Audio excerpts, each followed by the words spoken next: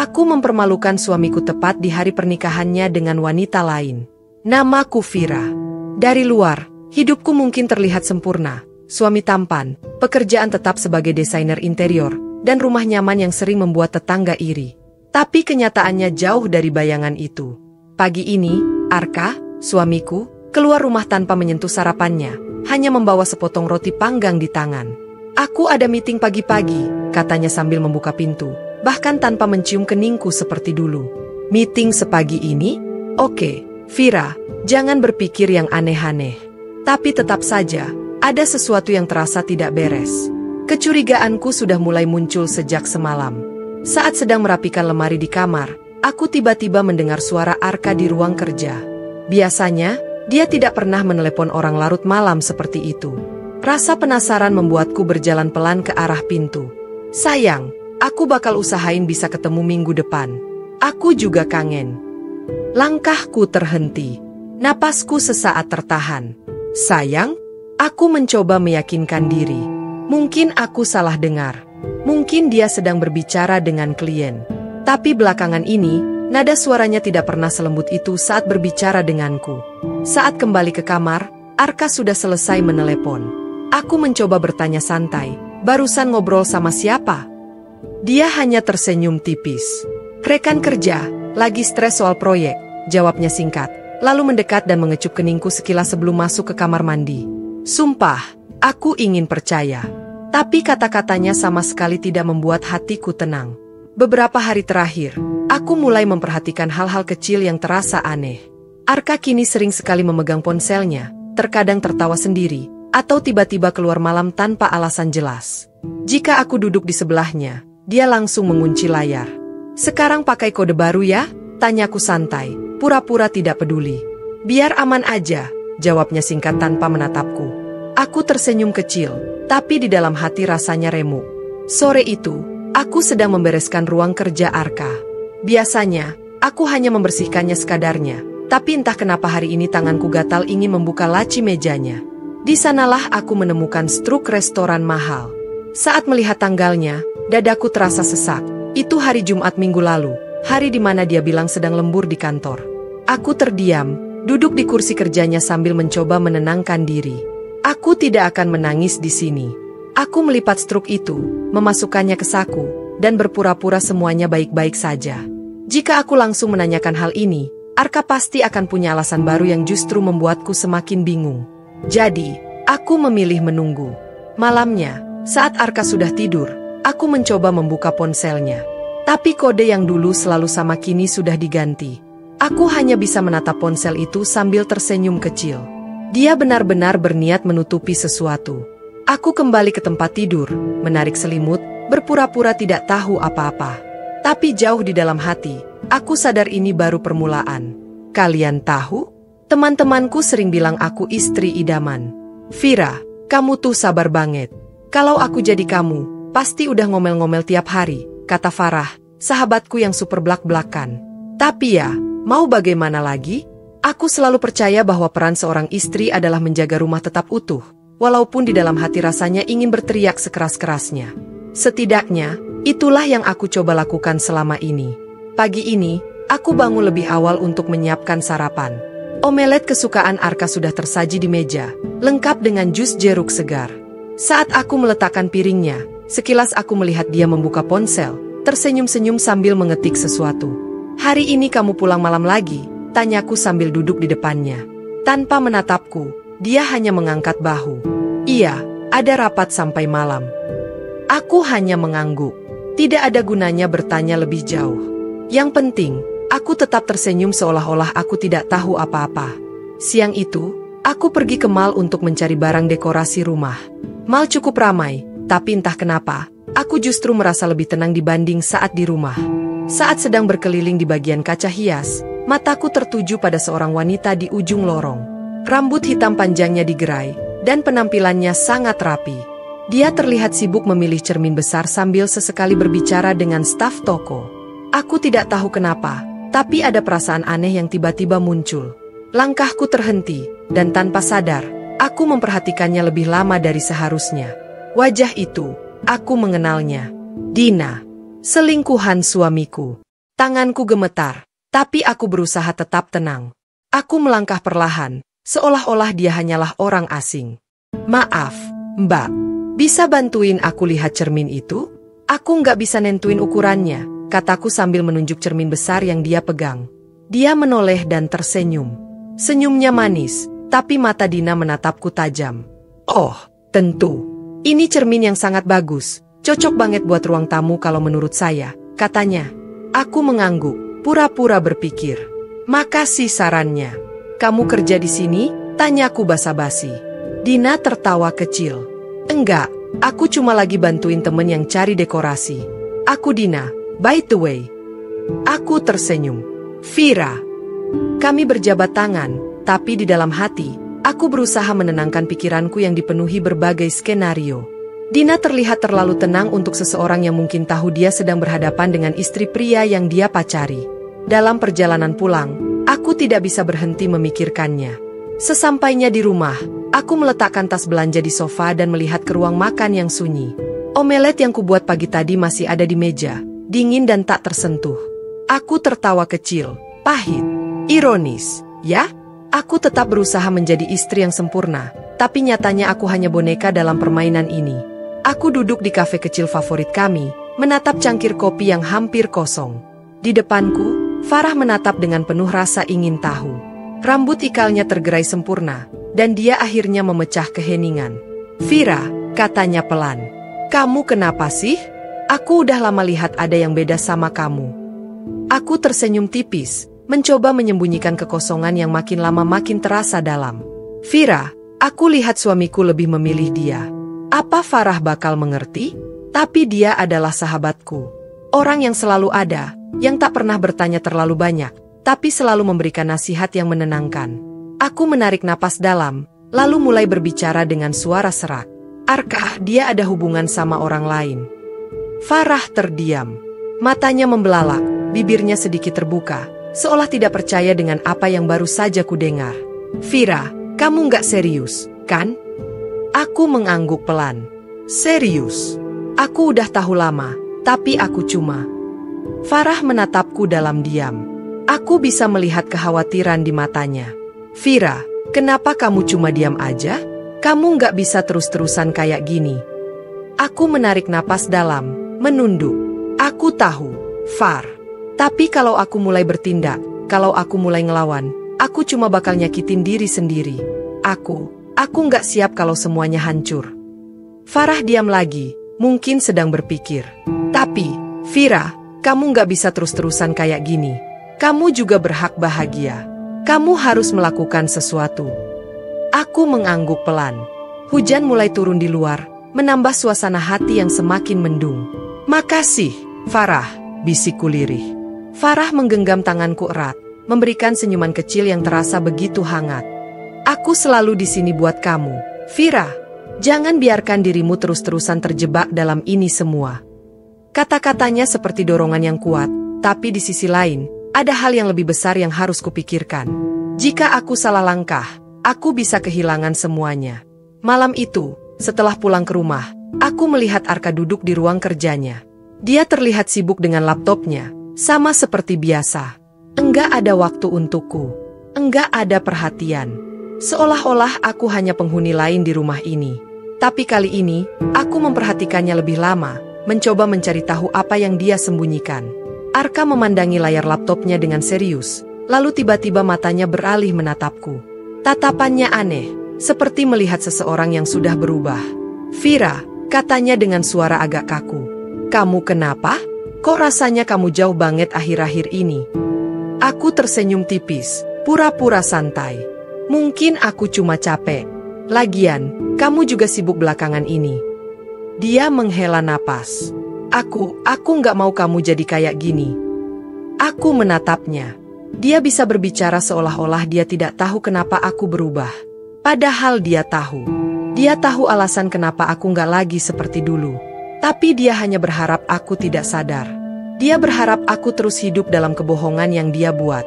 Tapi sekarang, aku tahu harus apa. Aku harus hati-hati. Kalau aku terlalu terbuka, dia bakal memanipulasiku lagi. Arka sudah tahu cara mengendalikan pikiranku, dan itulah yang membuatku semakin bingung. Jadi, aku hanya tersenyum tipis. Aku nggak kekurangan apa-apa, Arka. Semua baik-baik aja. Pagi itu, aku melangkah masuk ke kantor dengan perasaan campur aduk. Biasanya, hari Senin adalah hari yang cukup sibuk, tapi hari ini rasanya berbeda. Mungkin karena kemarin aku secara tidak sengaja bertemu Dina. Sampai sekarang, aku masih belum bisa melupakan senyumannya yang terlalu manis itu. Siapa yang tidak kenal Dina? Sekretaris yang selalu terlihat sempurna di mata orang-orang, terutama di depan bos-bos besar di kantor. Tidak heran jika Arka lebih memilihnya. Di mata dunia, Dina itu sempurna. Aku mencoba fokus pada pekerjaanku, tetapi belum lama setelah aku membuka laptop, sebuah pesan masuk di ponselku dari nomor yang tidak dikenal. Aku membukanya dan terkejut saat membaca isinya. Vira, kamu ada waktu siang ini? Aku butuh bantuan untuk beberapa desain ruang kantor baru. Bisa ketemu? Dina. Aku terdiam sejenak, lalu mengingat bahwa dia bekerja di perusahaan yang sama dengan Arka. Mungkin dia benar-benar butuh bantuanku, atau mungkin dia sedang mencari cara untuk semakin mendekati suamiku. Tapi, entah kenapa, aku merasa harus menghadapinya. Apa lagi yang bisa dia lakukan? Apa lagi yang harus aku sembunyikan? Jadi, aku membalas pesannya. Tentu, aku ada waktu. Jam berapa? Siang harinya, aku keluar untuk menemuinya. Begitu bertemu, Dina langsung membuka laptopnya dan menunjukkan beberapa gambar. Aku punya beberapa ide untuk desain ruangan. Kamu kan desainer interior yang keren, pasti bisa bantu, katanya dengan senyum yang sama seperti kemarin. Aku hanya mengangguk, berusaha tetap tenang. Tapi dalam hati, aku tahu, ini bukan sekadar tentang desain ruangan. Aku tersenyum, mencoba bersikap profesional. Tentu, nggak masalah. Apa yang ingin kamu ubah? Tapi ada sesuatu yang aneh dalam cara Dina berbicara. Terlalu santai, terlalu ramah, seolah-olah dia ingin memancing reaksi dariku. Sambil menunjuk layar laptopnya, Dina mulai bercerita.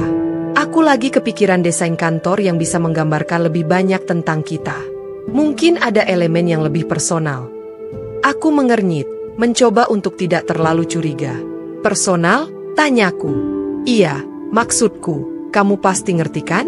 Desain itu kan bukan cuma tentang bentuk dan warna, tapi juga tentang siapa yang ada di baliknya. Tentang karakter, dan tentang apa yang kita inginkan, katanya sambil tersenyum, meskipun sorot matanya tajam. Ada sesuatu yang tidak beres. Dina terus berbicara tentang desain, seolah-olah itulah alasan sebenarnya dia menghubungiku. Tapi setiap kali dia menyebut soal elemen personal, aku merasa dia sedang mencoba menggali sesuatu dariku. Aku bukan orang bodoh. Aku tahu ini lebih dari sekadar pekerjaan. Ada pesan tersembunyi di balik kata-katanya. Lalu, tiba-tiba dia mengubah topik. Kamu tahu nggak, kalau lagi sibuk, aku sering banget bantuin dia, kalau ada hal-hal yang dia perlukan.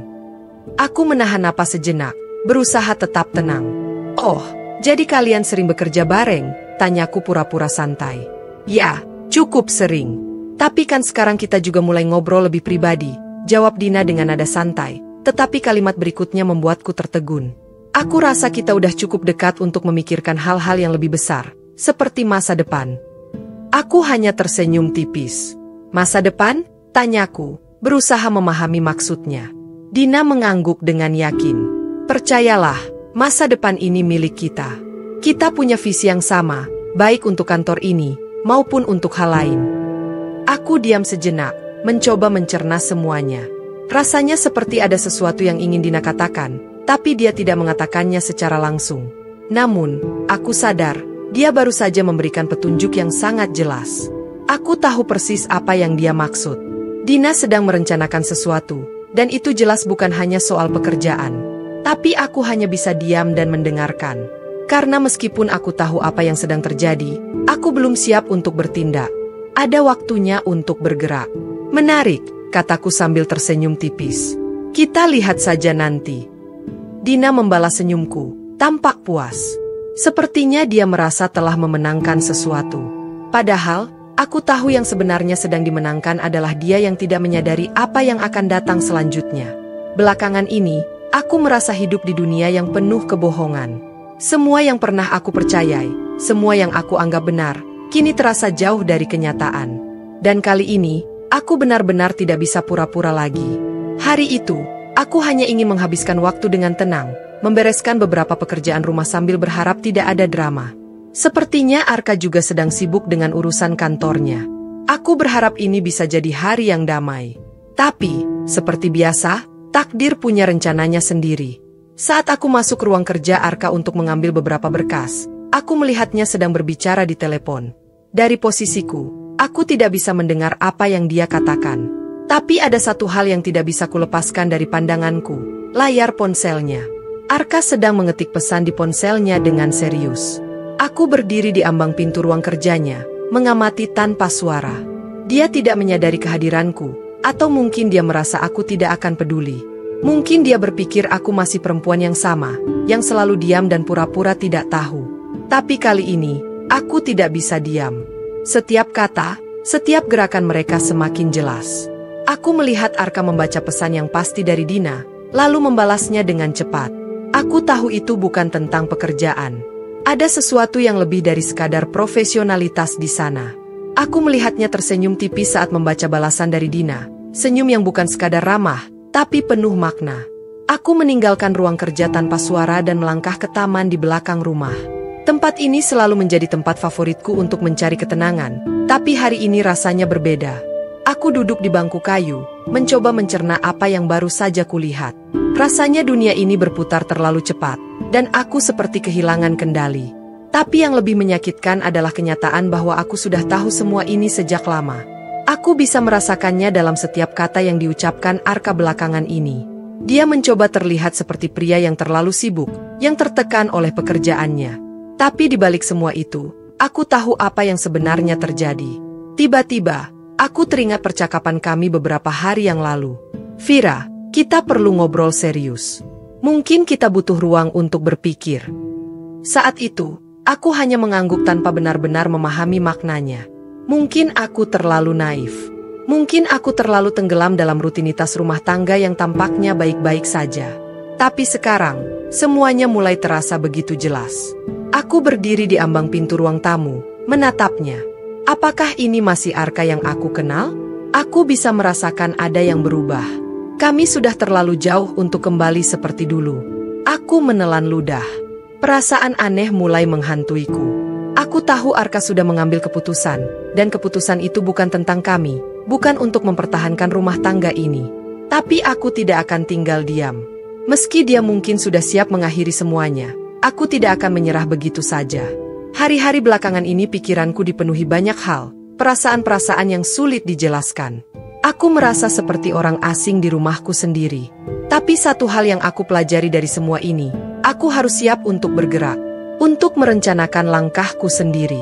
Setiap malam, setelah Arka tidur dan rumah menjadi sunyi, aku mulai menyusun strategi. Aku tidak akan membiarkan Dina menang begitu saja. Dia mungkin berpikir sudah berhasil merebut segalanya dariku, tapi dia salah besar. Apa rencanamu? Tanya Farah penasaran. Aku terdiam sejenak, berpikir. Aku sudah menyusun langkah-langkahku. Tapi aku harus memastikan semuanya berjalan dengan cara yang tepat. Aku nggak akan menggunakan kekerasan, jawabku pelan. Tapi aku akan menang dengan caraku sendiri. Aku harus menghadapi ini dengan kecerdasan dan ketenangan. Aku hanya butuh bukti yang lebih kuat dan waktu untuk mengumpulkan semuanya. Aku harus tahu pasti siapa yang sebenarnya ada di balik semua ini. Aku harus bersabar, gumamku dalam hati, menyembunyikan berbagai rencana yang mulai tersusun di kepalaku. Perlahan, aku mulai bergerak lebih hati-hati.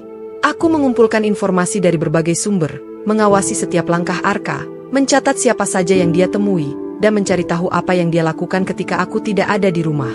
Aku bahkan menyewa seseorang untuk menyelidiki lebih dalam tentang Dina dan apa yang sebenarnya dia rencanakan. Tapi aku tidak berhenti di situ. Aku tahu bahwa langkah berikutnya harus direncanakan dengan hati-hati. Salah satu hal yang menarik perhatianku adalah Pak Ridwan, ayah Dina. Meskipun pria itu selalu terlihat tenang, aku mulai menangkap ketegangan di matanya. Ada sesuatu yang tidak beres, dan aku bisa merasakannya. Pak Ridwan adalah seorang pengusaha kaya dan cukup berpengaruh. Dia selalu terlihat seperti seseorang yang tahu segalanya.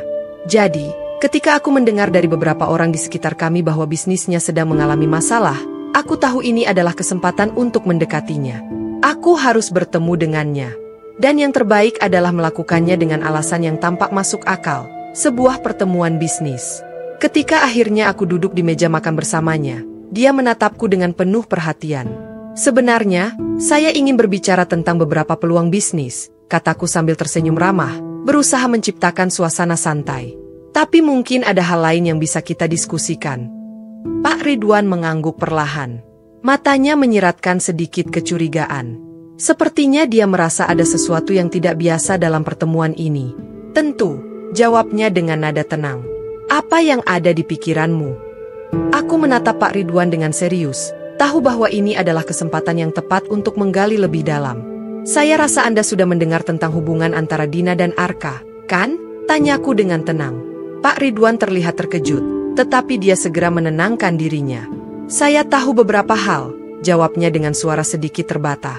Tapi saya lebih baik tidak ikut campur terlalu jauh. Aku tersenyum walaupun hatiku berdebar. Pak, saya rasa Anda sudah mulai memahami bagaimana hubungan mereka berkembang. Saya hanya ingin memastikan bahwa Anda tahu apa yang sebenarnya terjadi. Aku bisa melihat keraguan di matanya. Mungkin dia tidak tahu seluruh kebenarannya, atau mungkin dia hanya berpura-pura tidak tahu. Tapi satu hal yang jelas, ada sesuatu yang sedang ia sembunyikan. Aku tidak ingin hal ini berakhir dengan lebih banyak kehancuran. Hari itu terasa lebih sepi dari biasanya. Arka semakin jarang di rumah, dan jikapun dia ada, dia lebih banyak menyendiri. Sementara itu, Dina semakin terang-terangan menunjukkan kehadirannya.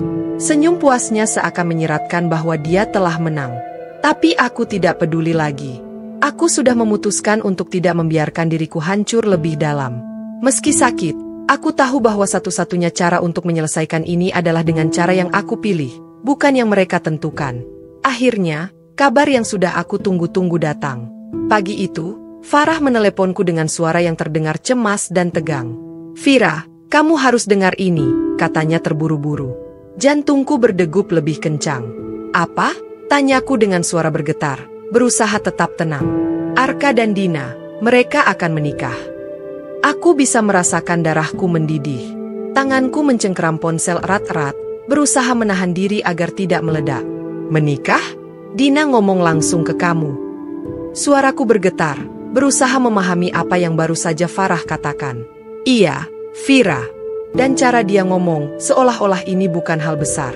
"Tapi aku rasa kamu harus tahu ini." Kata-kata itu terus berputar di kepalaku. Arka dan Dina menikah. Tentu saja aku sudah mencium bau itu sejak lama. Tapi mendengarnya langsung dari mulut Farah membuat semuanya terasa lebih nyata. Aku duduk di sofa, terdiam beberapa detik, mencoba meredakan emosi yang mulai memuncak. Arka sudah mengambil keputusan. Dan yang lebih menyakitkan, dia benar-benar tidak peduli lagi denganku. Lalu aku teringat perkataan Farah. Dina mengumumkan pernikahan mereka seolah-olah itu hal yang harus diterima begitu saja. Tapi aku tahu. Aku selalu tahu siapa yang sebenarnya mengendalikan permainan ini. Hari-hari berikutnya, aku mulai memperhatikan perubahan kecil di sekitarku. Rumah ini semakin terasa seperti tempat asing, seolah-olah aku hanya hantu di dalamnya. Aku kehilangan kendali atas semuanya, tapi bukan berarti aku tidak bisa merebutnya kembali. Aku mulai merencanakan sesuatu. Sesuatu yang besar. Sesuatu yang mereka tidak akan pernah duga. Lalu, tiba-tiba ada pesan yang menggangguku. "Fira, aku ingin bicara. Ada sesuatu yang harus aku katakan padamu." "Dina, aku tahu ini adalah kesempatan untuk mengungkapkan semuanya." Seperti biasa, aku membalas dengan hati-hati, menyembunyikan emosi di balik kalimat sederhana. "Apa yang ingin kamu katakan, Dina?" Beberapa jam kemudian, Dina menelepon. Suaranya terdengar tegang, tapi aku bisa merasakan kemenangan tersembunyi di balik nada bicaranya. "Fira, aku ingin memberitahumu langsung." Aku diam, menunggu. "Aku dan Arka, kami akan menikah. Aku rasa sudah waktunya kamu tahu semuanya." Aku hampir tertawa mendengarnya. Dina benar-benar yakin aku akan menyerah begitu saja? Aku sudah tahu apa yang mereka rencanakan. Tapi aku tidak akan tinggal diam. Aku tidak akan menyerah semudah itu. Aku sudah bersiap untuk langkah besar ini. "Aku mengerti," jawabku pelan. "Kalian bisa melakukan apa yang kalian inginkan. Aku tidak akan menghalangi." Dina tampaknya sedikit terkejut dengan jawabanku. Kamu nggak merasa kecewa? Tanyanya ragu. Aku tersenyum tipis. Kecewa? Tentu saja. Tapi aku juga tahu kalau ini sudah terjadi. Ini bukan sesuatu yang baru. Dia tidak mengharapkan jawaban seperti itu. Mungkin dia pikir aku akan menangis atau berteriak. Tapi aku tidak akan memberinya kepuasan itu. Aku harap kamu bisa merelakan semuanya, Vira, karena Arka adalah milikku sekarang, katanya penuh keyakinan. Aku menahan tawa. Oh, aku akan merelakan, Dina. Tapi kamu akan tahu bahwa semuanya tidak sesederhana itu. Tanpa berkata apa-apa lagi, aku memutuskan panggilan itu. Dina berpikir dia sudah menang. Tapi aku tahu satu hal, permainan ini belum berakhir. Aku bisa merasakan perubahan dalam diriku. Keputusan untuk bertahan dalam hidup bukan hanya tentang ketabahan, tetapi juga tentang kekuatan dan kontrol. Dan aku tidak akan membiarkan mereka menertawakan aku lagi. Kali ini, giliranku untuk memainkan kartu yang lebih besar. Pernikahan mereka diatur dengan cepat, jauh lebih cepat dari biasanya. Bukan karena cemas atau takut, tetapi karena antusiasme yang berlebihan. Semua orang berpikir mereka telah menang. Mereka pikir mereka bisa menjalani hidup bahagia tanpa ada yang mengganggu. Tapi mereka salah. Hari ini, aku akan mengungkap semuanya. Pernikahan itu diadakan di sebuah gedung mewah, tempat yang sudah dipilih Dina dengan cermat. Aku tahu dia ingin semuanya sempurna, tanpa gangguan. Tapi aku sudah mempersiapkan segalanya dengan matang. Aku mengenakan pakaian terbaikku. Aku datang dengan percaya diri. Karena hari ini bukan hanya tentang mereka. Hari ini adalah tentang aku. Gaun hitam elegan membalut tubuhku, dengan riasan sederhana namun tegas. Aku tidak ingin ada yang tahu siapa aku sebenarnya. Setidaknya, sampai saat yang tepat tiba. Aku duduk di antara tamu undangan, menikmati suasana yang terasa mendalam. Mata semua orang tertuju pada pengantin baru, Arka dan Dina, yang tampak begitu bahagia. Tapi aku tahu, semuanya akan berubah begitu aku berbicara. Akhirnya, setelah acara berjalan lancar, momen yang paling ditunggu pun tiba, pemberian sambutan oleh pasangan pengantin. Semua orang sudah menyandarkan harapan pada mereka, berharap akan mendengar kata-kata manis dan romantis. Namun, aku sudah menyiapkan sesuatu yang jauh lebih besar untuk mereka. Aku menunggu dengan sabar hingga Arka dan Dina berdiri di atas panggung, bersiap untuk berbicara. Ketika suasana hening, aku bisa mendengar detak jantungku sendiri yang berdegup kencang. Aku tahu, inilah saatnya. Dengan tenang, aku berdiri dari tempat dudukku, memandang ke arah mereka dengan senyum tipis yang penuh ketenangan. Perlahan, aku berjalan menuju panggung, melewati barisan tamu yang kini tampak bingung dan terkejut. Tidak ada yang tahu apa yang akan terjadi. Di atas panggung, Arka dan Dina saling berpandangan, ekspresi mereka menunjukkan keterkejutan yang sulit disembunyikan. Mereka tidak percaya aku ada di sini. Aku bisa melihat wajah Arka menegang, matanya berkedip cepat, seakan berharap ini hanya ilusi semata. Dina tampak sama terkejutnya. Dia menoleh ke kiri dan kanan, seolah mencari seseorang yang bisa menghentikan kejadian ini. Tapi tidak ada yang bergerak. Aku melirik mereka satu persatu, lalu dengan percaya diri meraih mikrofon yang ada di tangan pembawa acara.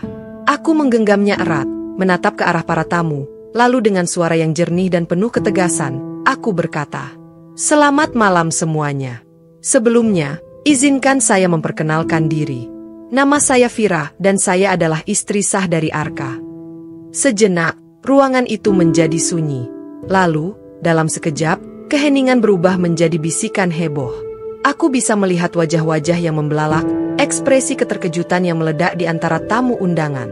Aku menatap Dina, yang kini wajahnya memucat, sementara Arka tampak kebingungan, bibirnya terbuka, tetapi tidak ada satu kata pun yang keluar. Aku tersenyum tipis. Mereka pikir mereka telah menang. Mereka salah besar. Aku menatap Dina dan Arka dengan tajam, lalu mengedarkan pandanganku ke seluruh ruangan. "Lihatlah, sebuah pernikahan yang penuh kebohongan," lanjutku dengan suara yang tenang namun tajam. Aku tidak akan diam dan membiarkan semua ini terjadi tanpa perlawanan. Keheningan menyelimuti ruangan. Semua mata tertuju padaku. Aku bisa melihat wajah-wajah terkejut. Bisikan pelan mulai memenuhi udara.